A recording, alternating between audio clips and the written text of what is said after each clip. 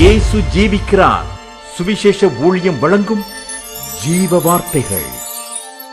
கிறிஸ்துவிற்குமானவர்களே, ஆண்டவராகிய இயேசு கிறிஸ்து நாமத்தில் உங்களை யாவரையும் அன்போடு வாழ்த்தி வரவேற்கிறோம். இயேசு ஜீவிக்கிறார் சுவிசேஷ ஊழியங்கள் சார்பாக ஜீவ வார்த்தைகள் நிகழ்ச்சி வந்து உங்களை கர்த்தர் ஆசீர்வதிப்பாராக. ஒவ்வொரு வாரமும் இதே நாளிலே இந்த வார்த்தைகளை கேளுங்கள், நேர கேட்க செய்யுங்கள். ஊழியத்திலே பயன்படுத்த விரும்பினாலும் எங்களுடைய வெளியீடுகள் தேவையானாலும் எங்களோடு தொடர்பு கொள்ளுங்கள். நாம் ஒருமித்து அவருடைய நாமத்தை உயர்த்துவோமாக. அவர் தமது வசனத்தை அனுப்பி அவர்களை குணமாக்கி அழிவுக்கு தப்புவிக்கிறார் என்ற வார்த்தையின்படி இந்த வார்த்தையை விசுவாசத்தோடு ஏற்றுக்கொள்கிற ஒவ்வொருவருக்குள்ளும் அற்புதங்கள் நடக்கும் என்பதிலே சந்தேகமே இல்லை. இந்த நாளிலும் தேவன் நமக்கு தருகிற வார்த்தை நான் வாசிக்கிறேன். ஜெபத்துடன் கேளுங்கள். யோவான் 19ஆம் அதிகாரம் 18வது வசனம். இயேசுவை அங்கே சிலுவையில் அறைந்தார்கள்.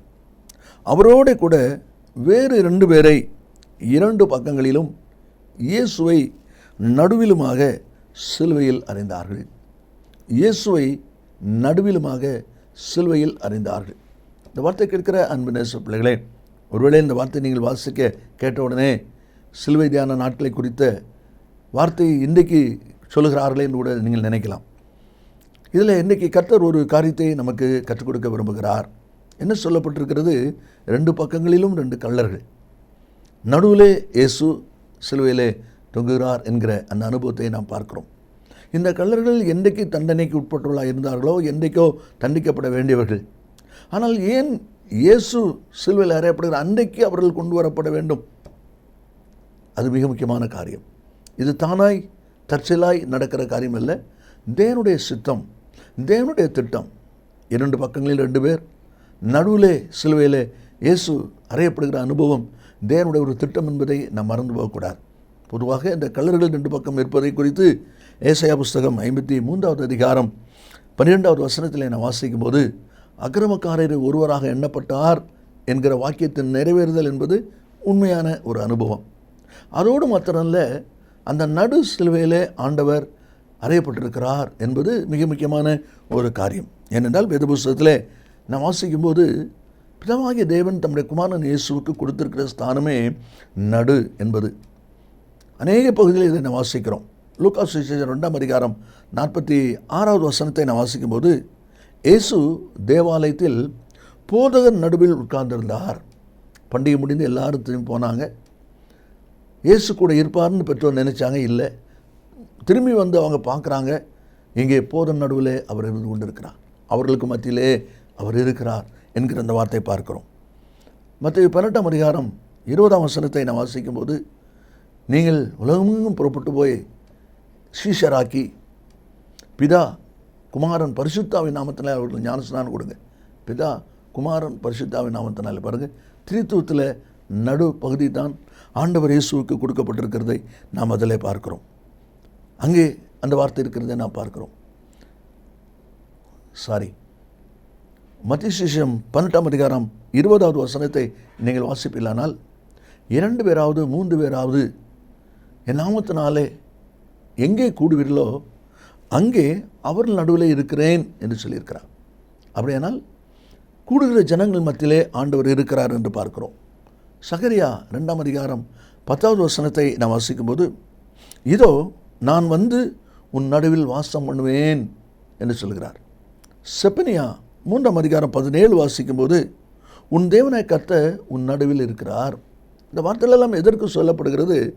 ஒருவேளை மத்தியில் இருக்கிறார், அவரோடு இருக்கிறார் என்கிற அனுபவங்கள் இருந்தாலும், அந்த வார்த்தை நடு என்கிற வார்த்தை பாருங்கள், நடு சிலுவை, அதற்கு அனுபவமாய் அது இருக்கிறதை நாம் அதில் பார்க்கிறோம். 3 அனுபவங்களை நாம் வாசிக்கும் போது இன்னும் நாம் தெளிவாய் அந்த காரியங்களை நாம் அறிந்து கொள்ள முடியும். மத்தேயு சுவிசேஷம் 28ஆம் அதிகாரம் 19ஆம் வசனத்திலே, நீங்கள் புறப்பட்டு போய் சகல ஜனங்களை சீஷராக்கி பிதா குமாரன் பரிசுத்தாவின் நாமத்தினாலே அவர்களுக்கு ஞானஸ்நானம் கொடுங்கள். அப்படியானால் பிதாவாகிய தேவன் தம்முடைய குமாரன் இயேசு கொடுத்திருக்கிற இடம் திருத்துவத்தில் நடு, மத்தி, மையம், அதைத்தான் நம்ம வாசிக்கிறோம். அப்படியானால் சிலுவையிலே நடு சிலுவையிலே இயேசு தொங்கினார் என்பது தற்செயலாய் தானாக ஏற்பட்ட காரியம் இல்லை. அவருக்கு கொடுக்கப்பட்டிருக்கிற இடமே நடுதான். பார்த்தீங்களா? மத்திய பகுதி என்பதை நாம் அதில் பார்க்கிறோம். தேவன் கொடுத்த ஸ்தானம், அதைத்தான் நாம் வாசிக்கிறோம். வெளிப்படுத்தல் 1ஆம் அதிகாரம் 13வது வசனத்தை வாசிக்கும்போது, 7 குத்து விளக்குகளில் மத்தியில் உலாவுகிற மனுஷகுமாரன் என்று சொல்லப்பட்டிருக்கிறது. 7வது அதிகாரம் 17வது வசனத்திலே சிங்காசனத்தில் மத்தியில் இருக்கிற ஆட்டுக்குட்டியானவரே, அது இயேசுவை குறிக்கிறது. சிங்காசனத்தில் மத்தியில் இருக்கிற ஆட்டுக்குட்டியானவரே, பார்த்தீங்களா? பிதாவாய் தேவன் கொடுத்த அந்த நடு என்பது அவர் கொடுத்த ஸ்தானம் என்பதை நாம் அதில் பார்க்கிறோம். அது மாத்திரமல்ல, 2வது அனுபவமாக ஆதியாகமம் 6வது அதிகாரம் 16வது வசனத்தை நாம் வாசிக்கும் போது அங்கே பேழை கட்டப்படுகிற அனுபவத்தை குறித்து சொல்லப்பட்டிருக்கிற காரியத்தை நாம் அதில் வாசிக்கிறோம். அதில் சொல்லப்பட்டிருக்கிறது, நீ பேழைக்கு ஒரு ஜன்னலை உண்டு பண்ணி மேல் தட்டுக்கு ஒரு முழம் தாழ்த்தியிலே அதை செய்து முடித்து, மேல் தட்டுக்கு ஒரு முழம் தாழ்த்தி அப்படின்னா இடையில இருக்கிற ஒரு தட்டு ஜன்னல் வைக்கணும். பேழையின் கதவை அந்த ஜன்னலின் பக்கத்தில் வைத்து கீழறை 3ஆம் தட்டின் அறை, பார்த்தீங்களா? பேழைக்கு 3 அடுக்கு, அது திருத்துவத்தை குறிக்கும். அப்படியானால் அந்த பேழையில் வாசல் எங்கே இருக்கிறது? நடு அறையில், 2வது அறையில் குமாரன் இயேசு என்னெல்லாம் அவர் தான் வாசல். அதுதான் தேவனுடைய வார்த்தையில் நம்ம அதில் வாசிக்கிறோம். அதுதான் அந்த பகுதியில் சொல்லப்பட்டிருக்கிறது. யோவான் 10ஆம் அதிகாரம் 9வது நானே வாசல், ஒருவன் என் வழியாய் உட்பிரவேசித்த ரட்சிக்கப்படுவான், அவன் உள்ளும் புறமும் சென்று மேய்ச்சலை கண்டடைவான். இயேசு தான் வாசல். அந்த வாசல் பேழையில் எங்கே இருக்கிறது? நடு ஸ்தானத்தில் இருக்கிறது, நடுத்தட்டில் இருக்கிறது. அதுதான் வாசிக்கிறோம். அப்படியானால் இயேசுவுக்கு கொடுக்கப்பட்டிருக்கிற அந்த இடமே நடு என்பதை பார்க்கிறோம்.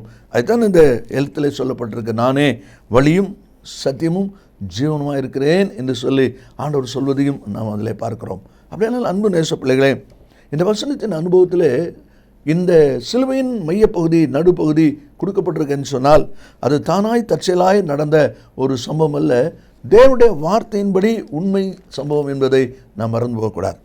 இனி 3வது ஒரு அனுபவத்தை நாம் வாசிக்க போகிறோம்.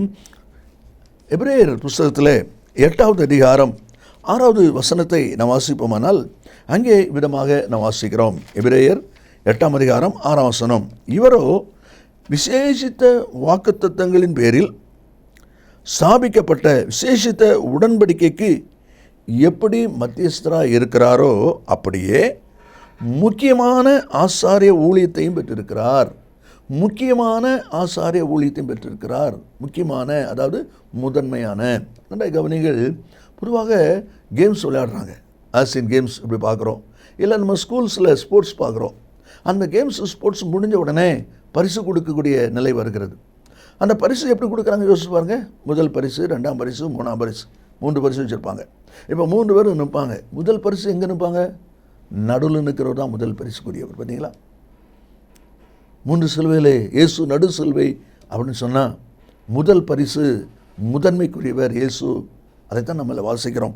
அதனாலே சொல்லப்பட்டது. இது நமக்கு ப்ராக்டிக்கலாகவே நமக்கு தெரிந்திருக்கிற ஒரு அனுபவம் என்பதை நாம் அறிந்து போகக்கூடாது. 3 பிரைஸ் வாங்கினவங்கள நடுவில் இருக்கிறது தான் முதல் பரிசுக்குரியவர்கள், முதன்மைக்குரியவர்கள். அதை தான் நம்ம இதில் வாசிக்கிறோம். முக்கியமான ஆசாரிய ஊழியத்தையும் பெற்றிருக்கிறார். முக்கியமான, முதன்மையான. அப்போ இயேசுவுக்கு ஒருவேளை சிலுவை என்பது ஒரு பக்கம் கொடூரமானாலும் வேதனையின் அனுபவமானாலும் அதுலேயும் முதன்மை இருக்கிறதை பார்க்கிறோம். இந்த வார்த்தை கேட்கிற அன்பு நேச பிள்ளைகளே, நீங்களும் கூட உங்களுடைய வாழ்க்கையில் சில சமயங்களிலே பாடுகளின் பாதையிலே, சோதனையின் பாதையிலே, வேதனையின் பாதையிலே நீங்கள் நடத்தப்படலாம். ஆனால் ஒன்றே தெரிந்து கொள்ளுங்கள், நீங்கள் தேவனோடு இருப்பது உண்மையானால், தேவ ஆவியானுடைய ஆளுகைக்கு உங்களை ஒப்பு கொடுத்து உண்மையானால், அந்த பாடுகளுக்கு மத்தியிலே, அந்த போராட்டத்தின் மத்தியிலே நீங்கள் முதன்மைக்குரியவர்களாக இருப்பீர்கள், நீங்கள் மேன்மைக்குரியவர்களாக இருப்பீர்கள். ஹல்லேலூயா! அதை யாரும் மாற்ற முடியாது, அதை யாரும் மாற்ற முடியாது. ஆதியாகமம் 39வது அதிகாரம் 20வது வசனத்தை நான் வாசிக்கும் போது சொல்லப்பட்டிருக்கிறது, யோசேப்பு சிறைச்சாலையில் இருந்தான். யோசேப்பை சிறைச்சாலையில் கொண்டு போட்டாங்க. நல்ல கவனிங்க, சிறைச்சாலைக்கார தலைவன் என்ன சொல்கிறான், அங்கே இருக்கிற சிறைச்சாலை கைதிகளை கவனிக்கிற ஒரு பொறுப்பை யோசேப்பை கையில் கொடுக்குறான். பாருங்க, கிடக்கிறது ஜெயிலில் கைதி, ஆனால் அவனுக்கு கொடுக்கப்பட்டிருக்க பொசிஷன் என்ன, அங்கே இருக்கிற கைதியெல்லாம் இவன் தான் கண்காணிக்கணும். அதுக்கு மேலே ஒரு போஸ்ட் இருக்குது பாருங்கள், அதுதான். பார்த்தீங்களா? அப்போது உலகம், ஜனம், மற்றவங்க நினைப்பாங்க இவங்க இதோட சரின்னு. இல்லை, அதுலேயும் ஒரு மேன்மையை கர்த்தர் உங்களுக்கு வைத்திருக்கிறார். அதுதான் இந்த வசனத்திலே நான் வாசிக்கிறோம். அந்த யோசேப்பு கைதியை போல புறப்பட்டாலும் அங்கேயும் ஒரு மேன்மைக்குரிய ஒரு அனுபவம் அவன் வாழ்க்கையில் இருக்கிறதை பார்க்கிறோம். என்ன ஒரு பகுதி கூட நீங்கள் வாசித்து பாருங்கள். அகஸ்வேரு ராஜாவுக்கு வசதி இந்த ஸ்தானத்துக்கு ஒரு பெண்ணை தேடுறாங்க, ஒரு ராஜாத்தை நம்ம எடுக்கணும்னு சொல்லி. 127 நாட்டுக்கு ஒரு பெண் எடுத்தாலும் 127 பேர் வந்திருப்பாங்க. அதில் ஒரு ஆள் தான் எஸ்தர். அப்போ அவங்களுக்கு கொடுக்கப்படுகிற சகல காரியங்களும் கொடுக்கப்பட்டு, சுத்திகரிப்புக்கான காரியம் கொடுக்கப்பட்டு, ஏற்ற வேளையில் ராஜாவுக்கு முன்னால் கொண்டு நிற்கணும். அதில் எஸ்தர் செலக்ட் ஆகிறத நம்ம பார்க்குறோம். எப்படி இது நடக்குது? நல்லா யோசித்து பாருங்கள். அந்த வசனத்தில் நம்ம வாசிக்கிறோம், எஸ்தர் 2வது அதிகாரம் 9வது வசனத்தை நான் வாசிக்கும்போது, ராஜ அரண்மனையில் உள்ள 7 தாதிமார், பார்த்தீங்களா, ராஜ அரண்மனையில் சேவிக்கிற 7 தாதிமாரை எஸ்தருக்கு அனுகூலமாக கொடுத்தாங்களாம், உதவியாக கொடுத்தாங்களாம். ஏன் எப்படி? இந்த ராஜ அரண்மனையில் ஏற்கனவே இவங்க வசதிக்கு அனுகூலமாக இருந்தவங்க. அப்போ வசதிக்கு இவங்க உதவி செய்து இருந்ததுனால ராஜாவுக்கு எந்த ட்ரெஸ் பிடிக்கும், ராஜாவுக்கு எப்படி மேக்கப் பண்ணால் பிடிக்கும், ராஜாவுக்கு எந்த விதமான ஆகாரம் பிடிக்கும், இதெல்லாம் இந்த தாதிமாருக்கு தெரியும். அப்போ அதன்படி இவளை ஆயத்தப்படுத்தும் போது ராஜா பார்த்த உடனே ராஜாவுடைய கண்கள் எஸ்தர் மேலே தயவு கிடைச்சது. பார்த்தீங்களா, உடனே அவளுக்கு பாஸ் ஆயிட்டுங்கிறத பார்க்குறோம். எப்படி நடந்தது? அரண்மனையில் இருக்கிற தாதிமார் அவளுக்கு கொடுக்கப்பட்டாங்க. அது மட்டும் இல்லை, அங்கே அநேக இடங்கள், ஒவ்வொருத்தருக்கும் ஒரு இடம் கொடுத்துருக்கோம். எஸ்தருக்கு எந்த இடம் கொடுக்கப்பட்டது? அதில் வாசித்தீங்களா, அதில் சொல்லியிருக்கு, கன்னிமாடத்தில் உள்ள சிறந்த இடம் அவளுக்கு கொடுக்கப்பட்டதான். பார்த்தீங்களா, அப்போ இது எல்லாவற்றையும் நம்ம பார்க்கும்போது ஆண்டவர் முதன்மை, முக்கியம் என்பது அங்கே செய்யப்படுகிறதை, சொல்லப்படுகிறதை நாம் அங்கே பார்க்கிறோம்.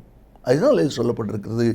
கடைசியாக நம்ம வாசிக்கிறோம், ஏசாயா புஸ்தகம் 6வது அதிகாரம் 1ஆம் வசனத்திலே, ஆண்டவர் உயரமும் உன்னதமான சிங்காசனத்தின் மேல் வீற்றிருக்க கண்டேன்.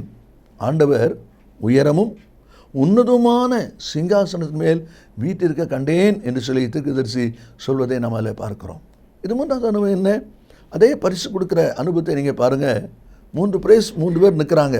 நீங்கள் பார்த்தீங்கன்னா நல்லா தெரியும். முதலாவது பரிசுக்குரியவர் உயர்ந்த இடத்துல இருப்பார், 2வது பரிசு கொடுத்தவர் கொஞ்சம் தாழ்ந்திருப்பார், 3வது பரிசுக்குரியவர் அதை விட கொஞ்சம் தாழ்ந்திருப்பார். பார்த்தீங்களா, அப்போது 3 பேர் அதில் நிறுத்தப்பட்டாலும் அந்த முதல் பரிசுக்குரியவர் நடுவில் நிற்கிறவர் உயர்ந்த இடத்துல நிற்பார். அவருக்கு போட்டிருக்கிற மேடை உயர்வாக இருக்கும், 2வது அது கொஞ்சம் கீழே, இது அதுக்கு கொஞ்சம் கீழே. அப்படியானால் உன்னதம், உயரம், மேன்மை, அதை தான் பார்க்குறோம். இப்போ நம்ம கையில் 5 விரல் இருக்குது, நடுவிரல் அப்படின்னு சொல்கிறோம் பாருங்கள். நடுவிரல் உயரமாக இருக்கும், பார்த்தீங்களா, அந்த நடுவில் இருக்கிறதுக்கு உயரம், அதுக்கு ஒரு தனி சிறப்பு இருக்குது. இதே மாதிரி நடுசுலுவை என்பது உயரம், உன்னதம், மேன்மை, அதைத்தான் நம்மள பார்க்குறோம். புஸ்தகத்தில் நீங்கள் வாசிப்பீங்கன்னா உபாகமம் 28வது அதிகாரம் 1வது வசனத்தை நான் வாசிக்கும்போது அதில் சொல்லப்பட்டிருக்கிறது, கர்த்தர் உன்னை மேன்மையாக வைப்பார், கர்த்தர் உன்னை மேன்மையாக வைப்பார். அது மாத்திரல்ல, ஆதியாகமம் 37ஆம் அதிகாரம் 27வது வசனத்தை வாசிக்கும்போது, யூதாவின் சகோதரர் அவன் சொல்லுக்கு இணங்கினார்கள். அவன் என்ன சொல்லுகிறானோ அதுக்கு மாற்று கருத்தே கிடையாது. எல்லாரும் அதுக்கு இணங்கிற ஒரு தன்மை இருக்கிறத நம்ம பார்க்குறோம். ராஜா யோசேப்பை தனக்கு அடுத்த ஸ்தானத்தில் கொண்டு வந்த பிறகு ஜனங்களுக்கு அவர் என்ன சொல்கிறார் பாருங்கள். 41வது அதிகாரம் 44, ஒருவனும் யோசேப்பின் உத்தரவு இல்லாமல் தன் கையையாவது காலையாவது அசைக்கக்கூடாது.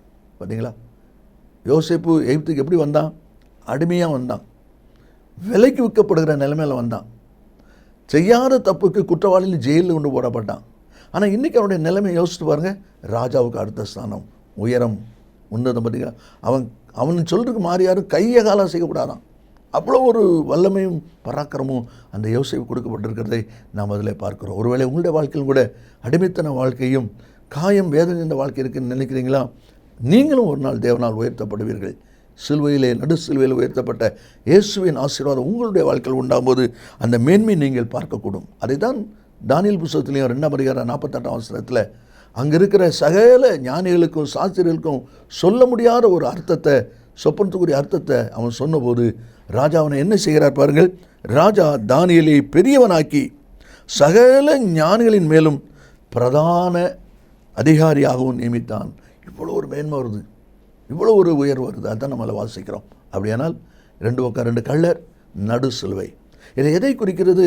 பிதாவாகிய தேவன் குமாரன் இயேசுவுக்கு நடு ஸ்தானத்தை கொடுத்திருக்கிறார். ஆகினால தான் அந்த நடு சிலுவை என்பதை நாம் அதில் பார்க்கிறோம். மாத்திரமல்ல, பேழையிலே 3 தட்டு, அதில் நடுத்தட்டில் தான் வாசல், இயேசுவே வாசல், நடு தட்டு. அதே போல் பரிசில் முதல் பரிசு தான் நடுவில் நிற்கும். அப்போ இயேசு நடுவில் சொன்னால் முதன்மைக்குரியவர். அது மட்டும் இல்லை, அந்த முதல் பரிசுக்குரியவன் தான் உயரமான மேடை, மற்றெல்லாம் சின்ன மேடை. அதுலேயும் ஒரு உன்னதமான அனுபவம். இன்றைக்கு இந்த வார்த்தையில் கேட்கிற ஆண்டுடைய பிள்ளைகளை நீங்களும் நானும் அதே ஆசீர்வாதத்தை பெற்றுக்கொள்ள தேவனுடைய கருத்தில் அர்ப்பணிப்போமா? நான் ஜெபிப்போம். இயேசு சீக்கிரம் வரப்போகிறார். நல்ல பிதாவையும் என்னோடு துதிக்கிறோம். உடைய வார்த்தை ஆமென்றும் ஆமேனும் இருப்பதற்காக ஸ்தோத்திரம். இந்த வார்த்தையை கேட்டிருக்கிற ஒவ்வொரு பிள்ளைகளும் இந்த வார்த்தையின்படி தங்களை அர்ப்பணித்து நன்மை சுதந்திரிக்க அப்பா நீர் உதவி செய்வீராக.